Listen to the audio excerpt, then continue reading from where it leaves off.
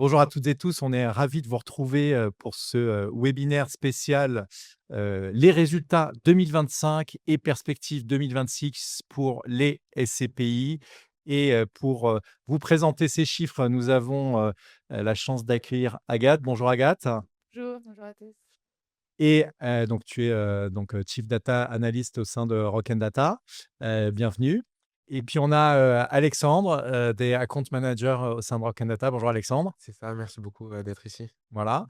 Et ben, on va démarrer donc cette présentation. Cette présentation, elle va être avec voilà, en plusieurs parties. On va déjà avoir le contexte, les tendances clés, qu'est-ce qui a été acheté par les SCPI, qu'est-ce qui a été vendu, la logique, bien évidemment, de l'environnement, les points à retenir, les innovations du secteur. Vous verrez qu'il y en a eu beaucoup cette année et puis également les perspectives 2026. Et puis, on terminera par une petite partie commerciale parce qu'on a beaucoup de valeur ajoutée à vous apporter au quotidien dans votre accompagnement, dans l'accompagnement des sociétés de gestion et également instituts de crédit, banques et tout, finalement, professionnels qui sont intéressés par la pierre papier.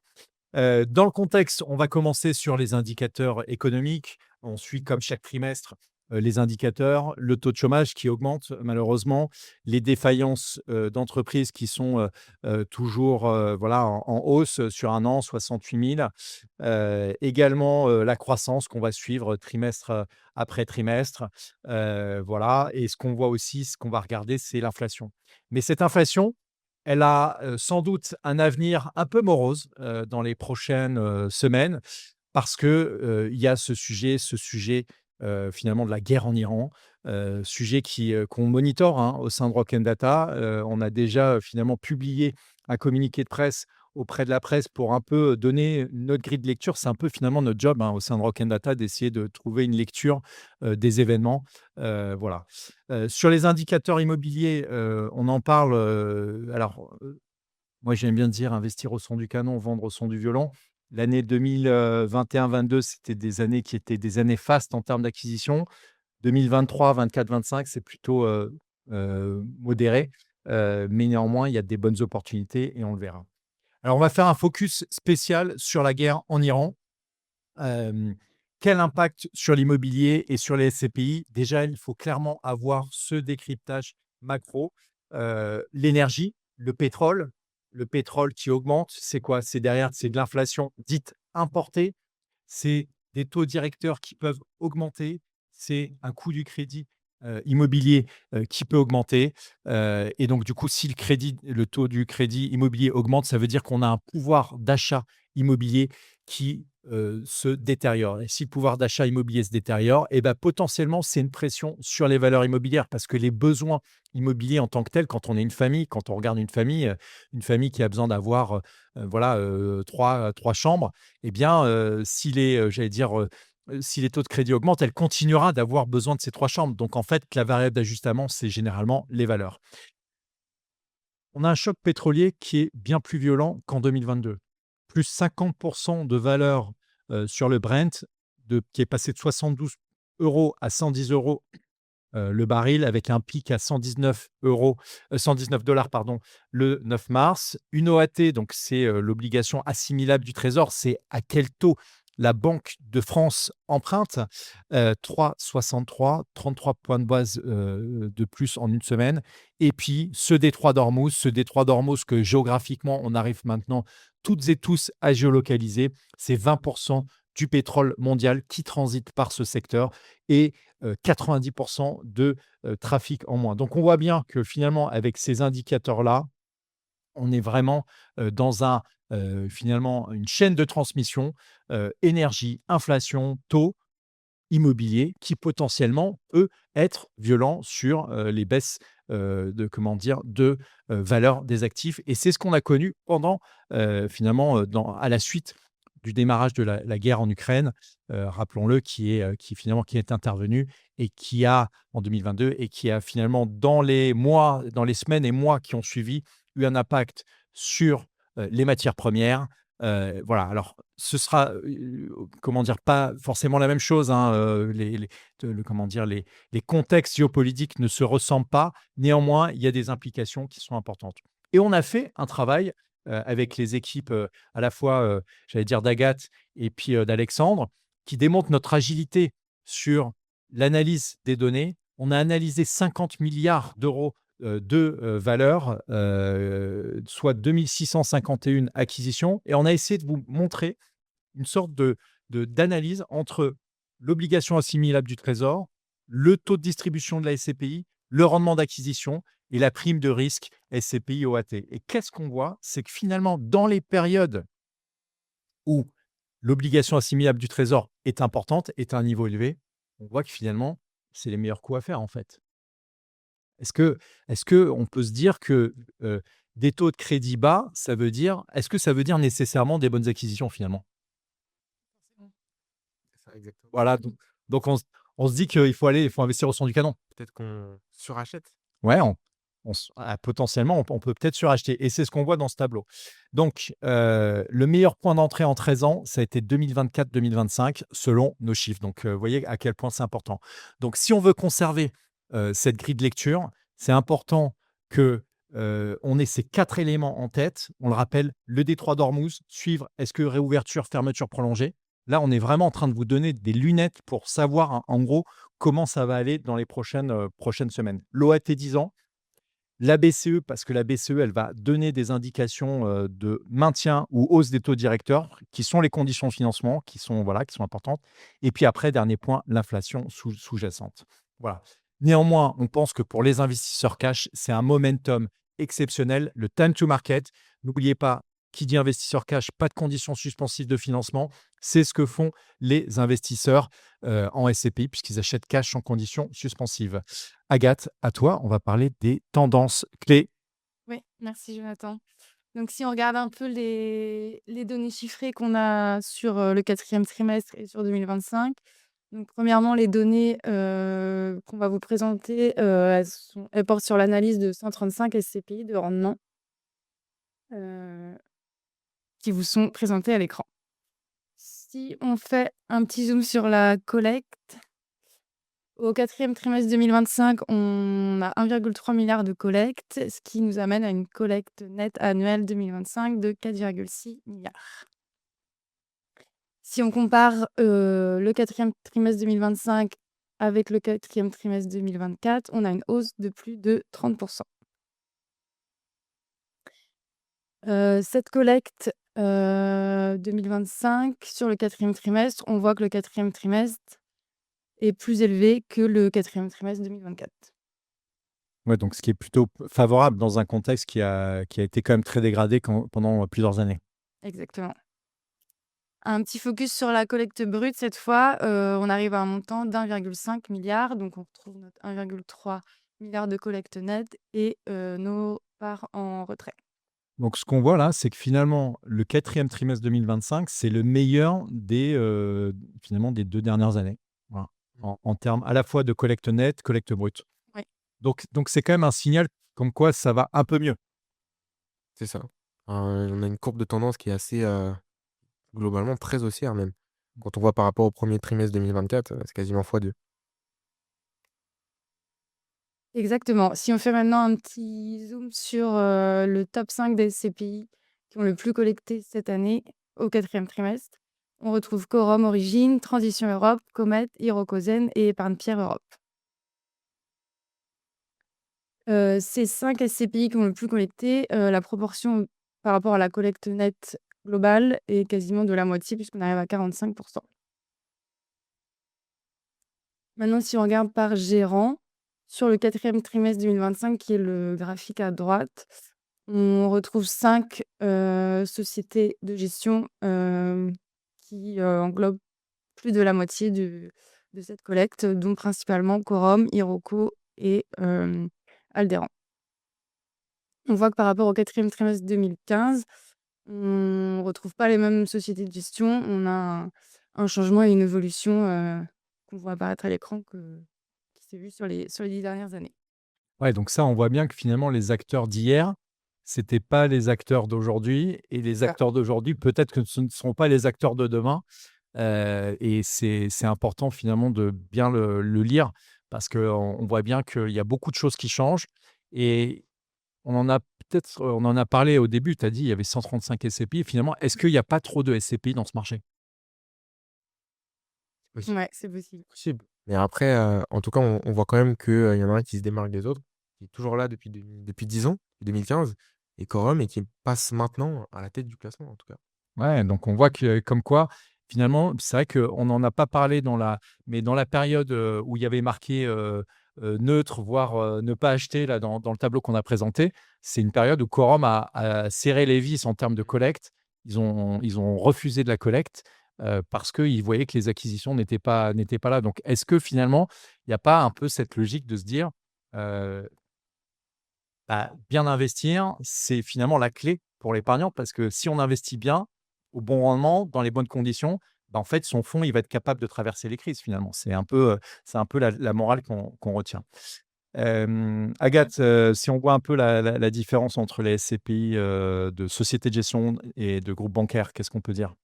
Oui, maintenant, si on regarde le détail de cette collecte, société de gestion indépendante versus société de gestion rattachée à un groupe bancaire, on voit que la collecte vient majoritairement des sociétés de gestion indépendantes, donc plus de 80%.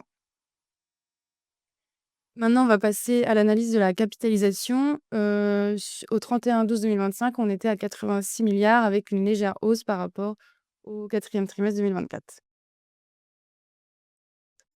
Si on regarde, sur l'année 2025, on voit une augmentation puisqu'on début d'année, au premier trimestre 2025, on était aux alentours des 83 milliards et en fin d'année, on arrive à 86. Maintenant, si on regarde les 5 SCPI, les 5 sociétés de gestion, pardon, qui ont le plus, de capitalisation, on retrouve la Française, Primeria, Quorum toujours, qui est toujours là comme le soulignait Alexandre, Sofidy et Amundi qui, représentent une grande partie du marché. Là, vous voyez sur ce graphique le reste de la capitalisation sur le reste du marché. Donc on retrouve, ici en top AEW et BNP Paribas, par exemple. Maintenant, si on analyse cette capitalisation, en termes de type de capital, on retrouve en grande majorité des SCPI à capital variable, donc 121 contre 14 SCPI à capital fixe. Et ça, ce chiffre-là, ce qu'on peut dire, c'est que finalement on en parlera tout à l'heure, mais les suspensions de variabilité, et qu'il y en a certaines qui sont intervenues en début d'année 2026, hein. Il y a Premia qui a fait sa première annonce, pendant une assemblée générale, extraordinaire. Il y a désormais, Perial avec 2 SCPI, Perial O2 et Perial Grand Paris qui ont suspendu, également leur capital. Finalement, on va se retrouver avec un marché, qui va être beaucoup plus SCPI à capital fixe que, Oui. alors beaucoup plus, en tout cas dans des proportions plus importantes, aux alentours, en tout cas nous, nos perspectives, c'est plutôt 20 du marché qui sera, à capital, fixe, à terme. Exactement. Maintenant, si on regarde un petit peu le prix des parts, sur l'année 2025, on a 22 SCPI qui ont baissé leur prix de part et 27 qui ont augmenté leur prix de part. Pour la variation de la valeur de reconstitution, on a une diminution de 6,7% par rapport au dernier trimestre 2024.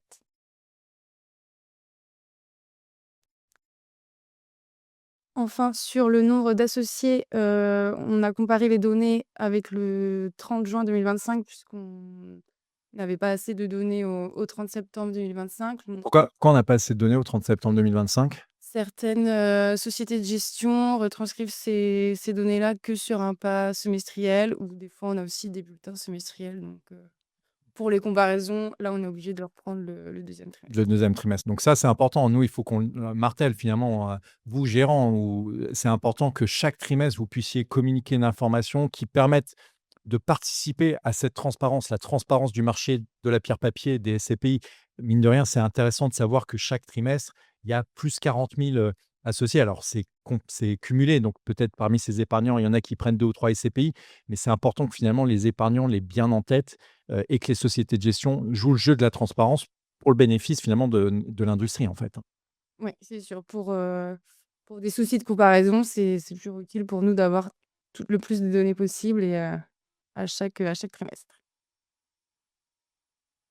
Ensuite, si on regarde le montant des parts en attente de retrait, on voit qu'on est en hausse sur l'année 2025 et on arrive au dernier trimestre avec un nombre de parts de 12,4 millions, ce qui correspond à 2,7 milliards.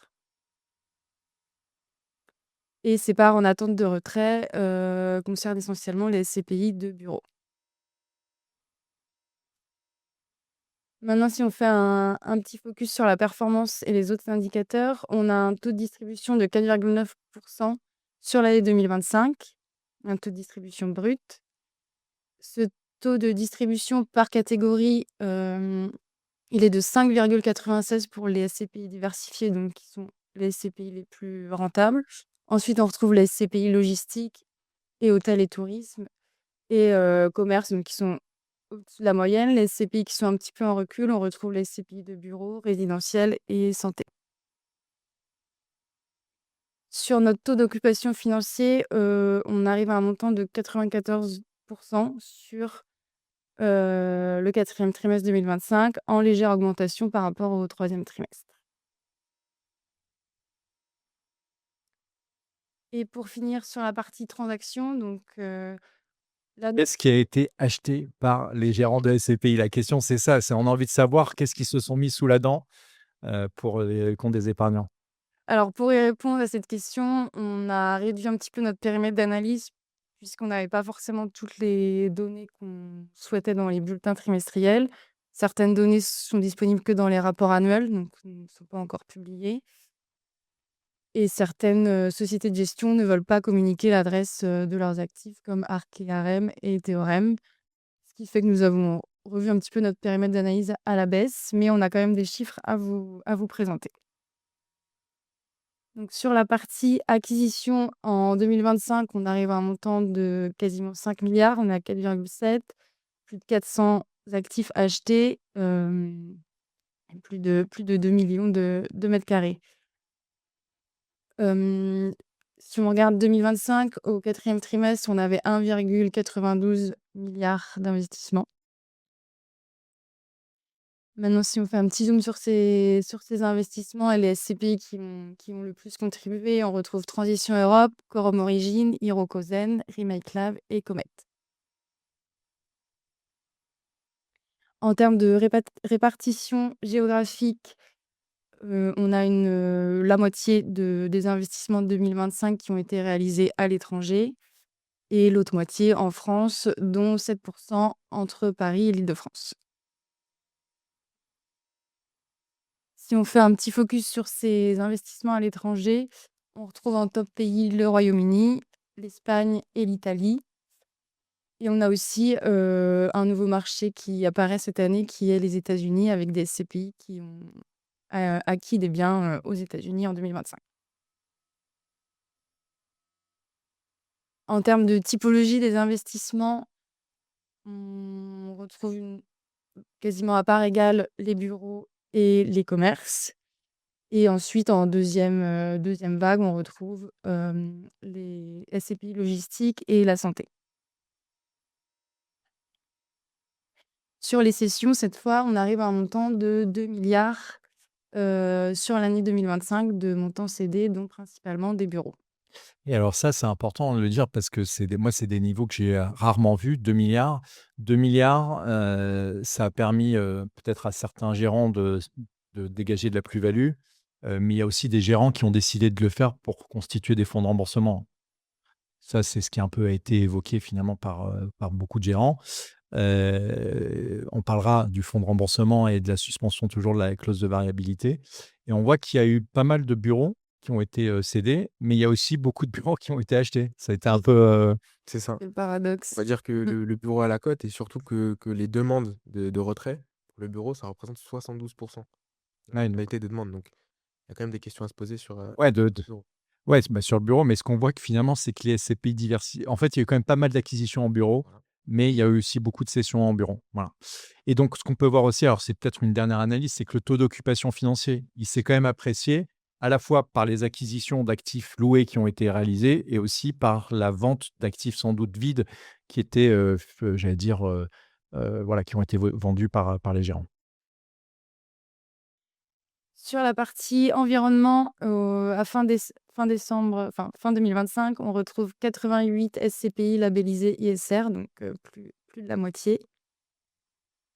Et on a eu plusieurs SCPI créés en 2025, dont Telamon, Eurial et Remake UK, par exemple. Une petite synthèse de tous ces chiffres. Donc, en termes de collecte, on a 1,3 milliard en collecte nette, 1,5 en collecte brute sur le 4e trimestre. Plus de 100 actifs achetés pour un montant de plus d'1 milliard sur le trimestre. Et en chiffre annuel, on est aux alentours de 4,6 milliards en collecte nette, 5,5 en collecte brute, avec une capitalisation de 86 milliards. Sur la partie transaction, on a 4,7 milliards d'acquisitions contre 2 milliards de cessions, un taux d'occupation de 92% et un taux de distribution de 4,9%. On va parler des innovations du secteur. Merci aux gérants qui ont répondu à l'appel sur ce sujet-là. Plusieurs éléments. Bien évidemment, déjà, la logique de fonds fermés opportunistes, Remake UK 2025, pour nous, une excellente innovation du secteur. Alors, on peut dire que les fonds fermés existent déjà dans l'univers des SCPI avec les SCPI fiscales, mais sur les SCPI de rendement, c'est la première fois que je le vois en 15 ans, de voir des fonds qui sont à durée déterminée, stratégie opportuniste. Clairement le cas. Donc bravo aux équipes de Remake qui ont eu cette bonne idée. Une période de souscription 1 an, une période d'investissement et la liquidation de la SCPI. D'autres innovations dans ce secteur, l'innovation d'Atlan Voisin. Atlan Voisin qui, on peut le dire, a eu une véritable bonne idée sur Épargne Pierre qui n'a pas de part en attente et qui est plutôt dans une bonne dynamique de collecte, qui s'est dit, en fait, arrêtons ce délai de jouissance parce qu'il y a une façon d'investir aujourd'hui en France. Il y a des opportunités en France et c'est la raison d'être de la décision du gérant. Il y a des opportunités en France, allons-y tout de suite. Et on pense que c'est tout à fait une bonne idée de la part du gérant d'avoir pris cette décision de stopper des jouissances. Une autre innovation, celle d'Osmo Énergie, qui, avec la société de gestion Mata Capital, a décidé de mettre en place le versement programmé en nue propriété de parts de SCPI à horizon déterminé. Alors, ça existait déjà. Il y a une petite subtilité qui est intéressante, c'est que là, on n'est pas en nombre d'années, on est en nombre de mois. C'est-à-dire que si j'investis à un horizon 10 ans, soit 120 mois, je vais acheter la nue propriété 120 mois le premier mois, 119, 118, etc. etc. Je ne vais pas faire tous les chiffres, hein. Voilà, donc ça, c'est plutôt une innovation qui est sympa. C'est une innovation en termes de service à l'épargnant. Rappelons-le à quel point c'est important. Dernier élément en termes d'innovation de service qui est une innovation qui existe depuis plusieurs années, mais qui est important de vous rappeler, c'est la restitution du crédit d'impôt aux investisseurs par Quorum Life dans le cadre d'un contrat d'assurance vie. L'avantage fiscal, le crédit d'impôt qui est proposé dans le cadre d'une détention en direct, eh bien, quand c'est l'assureur vie qui le détient les parts, eh bien, généralement, il se conserve cet avantage fiscal. Il se conserve cet avantage fiscal et donc, du coup, il ne le reverse pas. Chez Quorum Life, ils ont décidé autrement. Dernière innovation, celle de la suspension de la variabilité. Alors, ce n'est pas une innovation en tant que telle parce que ça existe depuis de nombreuses années, mais on va dire que c'est l'application, tout simplement. L'application de la suspension de la variabilité qui fait que le coût de la liquidité est supporté par le vendeur, le patrimoine immobilier qui est protégé, il n'y a pas de cession d'actifs précipitée et donc du coup, le patrimoine reste identique et c'est l'équité entre les associés qui est préservée. Parce que quand vous constituez un fonds de remboursement et que vous remboursez le capital uniquement au sortant, eh bien, vous voyez bien qu'il y a une inéquité qui est totale. Les perspectives pour 2026, on espère qu'il y aura une collecte encore très soutenue, malgré la guerre en Iran, l'attrait pour les CPI diversifiés, logistique, le déploiement des investissements hors de France. Mais il y a des opportunités en France à saisir pour les CPI pan-européennes et également hors de France, aux États-Unis. Je vais passer la parole à notre account manager Alexandre, qui va nous présenter les offres de Rock Data. À toi la parole, Alexandre. Merci Jonathan, merci Agathe. Alors déjà, Rock Data, il faut savoir que nous, on se place aux côtés de l'épargnant. Déjà. Et donc, Rock Data, en fait, c'est 3 choses. Donc, un triptyque de domaines d'expertise. Donc, en passant par la data, le consulting, jusqu'au capital market. C'est-à-dire que la plateforme data, C'est un compte, vous allez dessus, vous vous connectez et vous pouvez consulter en temps réel toutes les données, du marché de la pierre papier, en autonomie. Dans cette partie data, on fait aussi un flux API et le flux API, c'est pratiquement la même chose. Des données agrégées, chaque trimestre par notre équipe et ces données-là, via le flux API, se connectent directement dans vos outils. Ouais, c'est ça, c'est des données brutes finalement. Voilà, exactement et puis après, libre à vous de les manipuler, à votre convenance. Ouais, y compris avec des outils d'IA, ils peuvent les manipuler avec l'IA et tout. Ça va peut-être, intéresser certains d'entre, C'est le sujet en ce moment en plus et le consulting, on va y revenir juste après. Et puis, le capital market, on met en lien on fait du brokerage, donc on met en lien des investisseurs, que ce soit des sociétés de gestion, des fonds d'investissement ou bien des investisseurs privés. Vous allez sur notre site, vous remplissez un formulaire avec vos critères d'investissement et on fait matcher les offres tout simplement. Il y a pas d'offres en ligne sur, Se Loger, Le Bon Coin. Non, non, là, c'est vraiment du off market via notre réseau. Ce que j'aime bien dire, c'est que, Rocken Data, ça a été créé en 2020 et mentoré par, Meilleur SCPI, que Jonathan, bien joué. Bravo d'avoir fait, tout ça et puisque c'est grâce à Meilleur SCPI surtout qu'on a toutes les données et qu'on peut, accompagner maintenant nos clients, avec, toute cette expertise. Donc, globalement, 2 idées qui ressortent de ce triptyque: la transparence du marché et la performance financière immobilière des fonds. Heu, Parlons maintenant des tarifs. Donc, le compte data, c'est à partir de 290 € hors taxes par mois par utilisateur. Vous pouvez avoir un accès complet à la plateforme et des mises à jour régulières, qui sont comprises dedans. Le flux API, lui, c'est 90 € hors taxes par mois par fonds. Et c'est vrai qu'on a parlé beaucoup de SCPI, aujourd'hui, mais on s'attaque aux groupements forestiers viticoles, les SIC et les EPCI, bien d'autres encore. Hem, Maintenant pour revenir sur le consulting, on a pris le dernier bulletin du coup de Alderan, Comet, pour vous faire un bel exemple. Ça peut paraître significatif, mais c'est très important.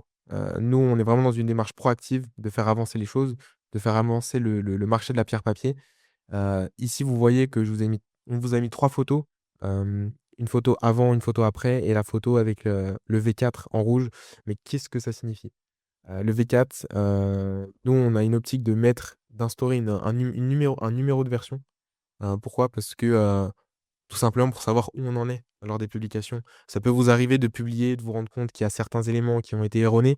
OK, on est OK avec ça. Vous pouvez tout le monde a le droit à l'erreur. Vous pouvez remettre des nouveaux BT, mais alors faut qu'on soit au courant, en fait. Et ça, je pense que la transparence, c'est quand même, un point important. Heu d'autres points complémentaires, on a Sogenial qui, eux, par exemple, ajoutent le poids des locataires, investisseurs privés et la part d'investisseurs institutionnels. Pareil, ça rentre dans le cadre de la transparence et plus encore, Epsicap qui indique, l'adresse des transactions. Pareil, ça aussi, ça devrait être, une norme. Je pense que quand on est, épargnant et quand on se met côté des épargnants, c'est important de savoir, alors je pense que tout le monde partage cet avis, autour de cette table, mais de savoir où va notre argent, dans quel actif va notre argent et voilà. Donc le but, c'est pas de standardiser, de faire, un seul, type de bulletin trimestriel, mais plutôt de créer ensemble, vous et nous, Rock'n Data, le bulletin de référence, Mmh. heu, Le meilleur bulletin finalement. c'est ça, mais pas sur la partie, design, mais plutôt sur la partie, fond. Ouais, contenu, Fond, qualité, contenu, ouais, le fond, exactement, ouais, tout à fait. ouais, carrément. L'avantage qu'on a de voir les bulletins, Et tous voilà, les trimestres et que tous les voir, c'est et qu'on normalement peut identifier les axes d'amélioration, ce qu'on aimerait voir. tout à fait. Comme tu as dit, c'était, 135 bulletins, là, sur ce dernier trimestre, analysés C'est ça. par nos équipes, donc Ouais, donc ça fait un certain œil, ça aiguise, notre vision et finalement, ça coûte que 200 € par trimestre hors taxe pour être accompagné à l'amélioration chaque trimestre de de ce bulletin trimestriel finalement. c'est ça. C'est pas cher payé C'est pas cher payé et puis là, on vous en a déjà donné un, notamment avec la version de bulletin et le but, c'est qu'on avance ensemble comme ça sur chaque trimestre. On vous donne un indicateur et puis vous les ajoutez progressivement pour qu'on avance ensemble. Voilà, donc on en donne un à l'ensemble de la communauté gratuitement et puis après vous, si vous prenez l'abonnement, bah, là, pour le coup, on va vous challenger pour aller beaucoup plus loin. Mais vous verrez, comment dire? Le diable est dans le détail, il y a quand même beaucoup d'épargnants qui lisent ces bulletins trimestriels et quand ils voient une information qui est une information de qualité, qui est bien structurée, bien comprise et cetera, bah, ça rassure. Finalement, c'est leur argent, vous êtes en train de gérer leur argent donc c'est important. On a accès aussi à des études, c'est ça? Des analyses? C'est ça. Via nos abonnements, on vous fournit aussi un panel, un éventail, d'études, d'analyses, de documents que vous pouvez consulter, en tout genre, des communiqués de presse, des bulletins.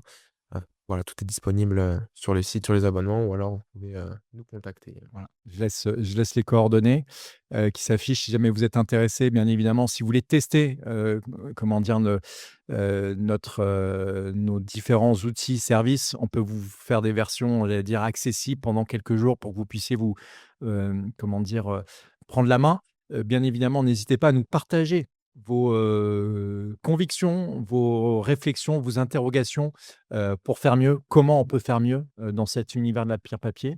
Et puis, bah, merci à toute l'équipe, c'est un peu le mot de la fin. Est-ce que vous avez des choses encore à nous partager, sur, ce marché, passionnant de la pierre Bah, papier? franchement, c'était très intéressant et puis, je pense que c'est surtout à refaire, des points plus souvent et puis, Ouais. on attend les retours des auditeurs surtout. Bah, ouais, c'est clair. Si vous avez des idées, n'hésitez pas, mettez vos commentaires sur la vidéo, YouTube et puis on vous dit, à très vite. Salut! Merci.